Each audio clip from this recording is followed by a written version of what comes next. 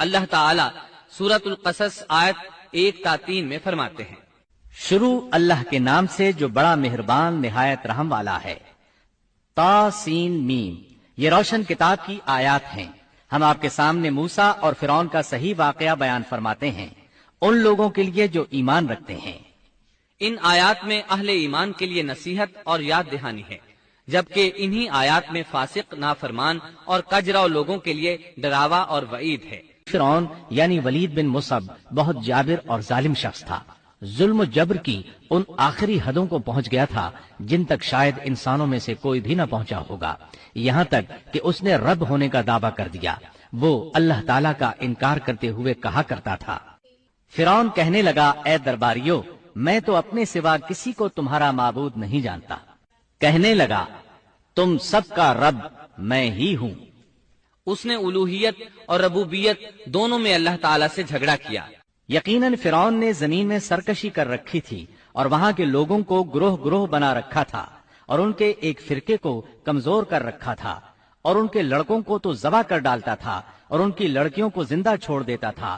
بلا شک و شبہ وہ تھا ہی فساد کرنے والوں میں سے۔ اس نے لوگوں کے گروہ اور جماعتیں بنا رکھی تھیں۔ فرعون کے زمانے میں بنی اسرائیل سب سے حقیر اور کم درجہ قوم تھی۔ فرعون نے انہیں حد درجے ذلیل اور بے عزت بنا رکھا تھا۔ سبھی کو معاشرے میں نچلے طبقے میں شمار کیا جاتا تھا، جبکہ مصر میں یہی لوگ شاہانہ زندگی گزارا کرتے تھے۔ فرعون نے اعلان کرا رکھا تھا کہ بنی اسرائیل سب کے سب غلام ہیں۔ وہ ان سے زر خرید غلاموں کی طرح مزدوری لیا کرتا تھا۔ ان کی عورتوں سے لونڈیوں باندیوں جیسا برتاؤ کیا جاتا تھا۔ وہ جو چاہتا تھا ان سے کرتا تھا۔ اس نے یہ حکم اپنی رعایا میں عام دے رکھا تھا۔ مصر کے باشندے اعلیٰ درجے کے لوگ سمجھے جاتے تھے، وہ قبطی کہلاتے تھے۔ فرعون نے بنی اسرائیل کو غلام اور محکوم بنا رکھا تھا اور اس نے ان میں سے ایک فرقے کو کمزور کر رکھا تھا۔ بنی اسرائیل اس ذلت سے نجات پانے کا انتظار کر رہے تھے، اور اس کی وجہ یہ تھی کہ انہیں ایک بشارت ملی ہوئی تھی۔ اس کے مطابق ان کا نظریہ تھا کہ فرعون کے گھر سے ایک بچہ نکلے گا جو انہیں نجات دلائے گا، اور یہ بھی بیان کیا جاتا ہے کہ یہ بشارت انہیں اس طرح ملی تھی کہ خود فرعون نے خواب دیکھا تھا کہ بیت المقدس سے آگ نکل کر مصر کی جانب بڑھتی چلی آ رہی ہے۔ وہ آگ مصر میں موجود تمام لوگوں کو جلائے ڈالتی ہے، مگر اس آگ سے بنی اسرائیل کے گھر محفوظ رہتے ہیں۔ فرعون نے اس خواب کی تعبیر کاہنوں سے پوچھی۔ وہ کاہن اس کے نزدیک عالم تھے۔ انہوں نے خواب کی تعبیر یہ بتائی کہ بنی اسرائیل میں ایک بچہ ایسا پیدا ہونے والا ہے جس کی وجہ سے مصریوں کی ہلاکت ہوگی۔ یہ تعبیر سن کر فرعون ڈر گیا۔ تب اس نے ایک خوفناک حکم جاری کیا، بنی اسرائیل میں جو بچہ پیدا ہو اسے قتل کر دیا جائے۔ اللہ کی قدرت دیکھیے کہ ہارون علیہ السلام اس سے پہلے پیدا ہو چکے تھے اور موسیٰ علیہ السلام کی والدہ امید سے تھی۔ فرعون نے اپنا حکم یوں جاری کیا تھا کہ اگر ان کے ہاں بیٹے پیدا ہوں تو انہیں قتل کر دو، بیٹیاں پیدا ہوں تو انہیں زندہ چھوڑ دیا جائے۔ چنانچہ ایسا ہی کیا جانے لگا۔ ہر نو مولود بچے کو قتل کیا جانے لگا، بچیوں کو چھوڑ دیا جاتا۔ یہ تھا بچوں کو ذبح کرنے کا حکم جو بنی اسرائیل میں شروع ہوا۔ اس کا طریقہ انہوں نے یہ اختیار کیا کہ ہر حاملہ خاتون کی نگرانی شروع کر دی۔ دایا عورتوں کے ذمے یہ ڈیوٹی لگائی کہ حاملہ مستورات کی اطلاع دیں گی، اور جو دایا اطلاع نہ دیتی اسے بھی قتل کر دیا جاتا۔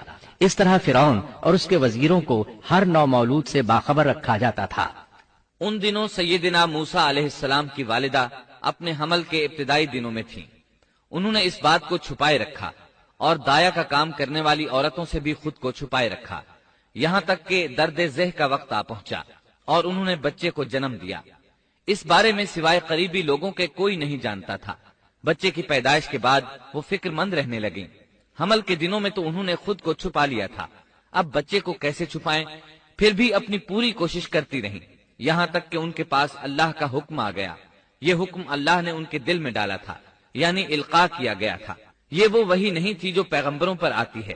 اور ہم نے موسیٰ کی ماں کو وحی کی کہ اسے دودھ پلاتی رہ، اور جب تجھے اس کی نسبت کوئی خوف معلوم ہو تو اسے دریا میں بہا دینا، اور کوئی ڈر خوف یا رنج غم نہ کرنا۔ ہم یقیناً اسے تیری طرف لوٹانے والے ہیں اور اسے اپنے پیغمبروں میں بنانے والے ہیں۔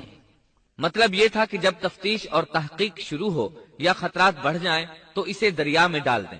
اس آیت مبارکہ میں بیک وقت دو خبریں، دو احکام، دو حکم امتناعی اور دو بشارتیں ہیں۔ یعنی ہم نے موسیٰ کی ماں کو وحی کی کہ اسے دودھ پلاتی رہے۔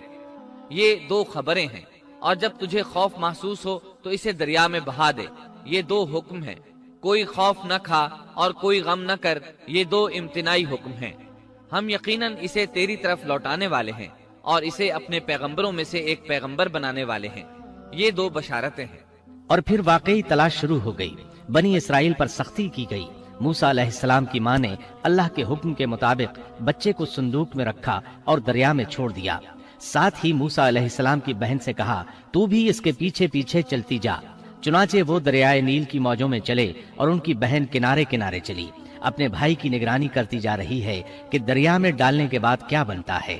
اللہ تعالیٰ سورۃ القصص آیت 11 میں فرماتے ہیں، موسیٰ کی والدہ نے ان کی بہن سے کہا، تو اس کے پیچھے پیچھے جا، تو وہ اسے دور ہی دور سے دیکھتی رہی اور فرعونیوں کو اس کا علم بھی نہ ہوا۔ صندوق بہتا ہوا فرعون کے محلات کے قریب آن ٹھہرا۔ محلات دریائے نیل کے کنارے تھے۔ اللہ تعالیٰ سورۃ القصص میں فرماتے ہیں، آخر فرعون کے آدمیوں نے صندوق اٹھا لیا، آخرکار یہی بچہ ان کا دشمن ہوا اور ان کے رنج کا باعث بنا۔ اب وہ اس کی بھلائی چاہ رہے ہیں، لیکن وہی فرعونیوں کے لیے وبال جان بننے والا تھا۔ اللہ سورۃ القصص آیت 8 میں فرماتے ہیں، کچھ شک نہیں کہ فرعون اور حامان اور ان کے لشکر تھے ہی خطا کار۔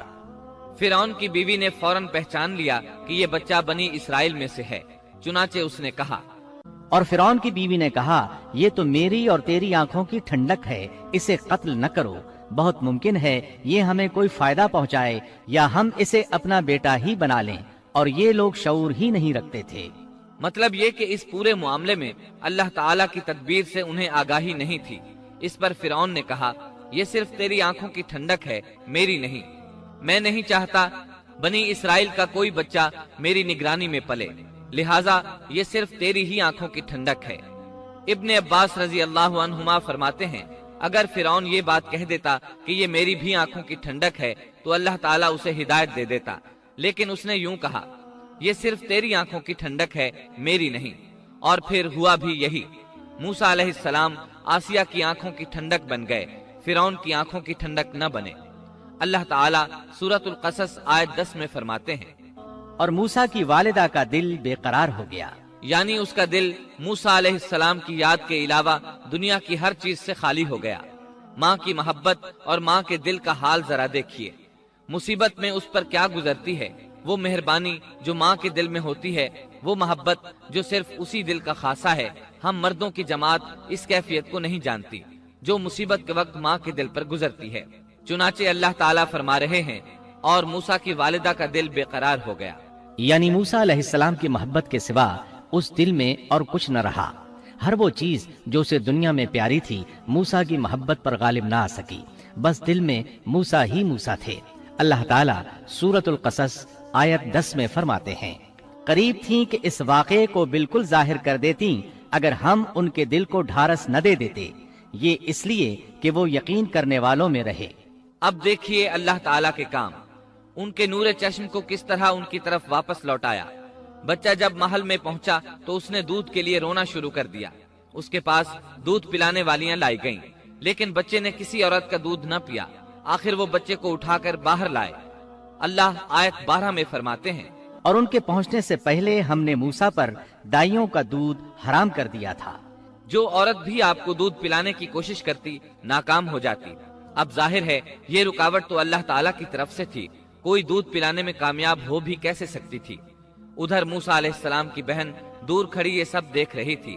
سورۃ القصص آیت 12 میں ہے، یہ کہنے لگیں، کیا میں تمہیں ایسا گھرانہ نہ بتاؤں جو اس بچے کی تمہارے لیے پرورش کرے اور ہوں بھی وہ اس بچے کے خیر خواہ۔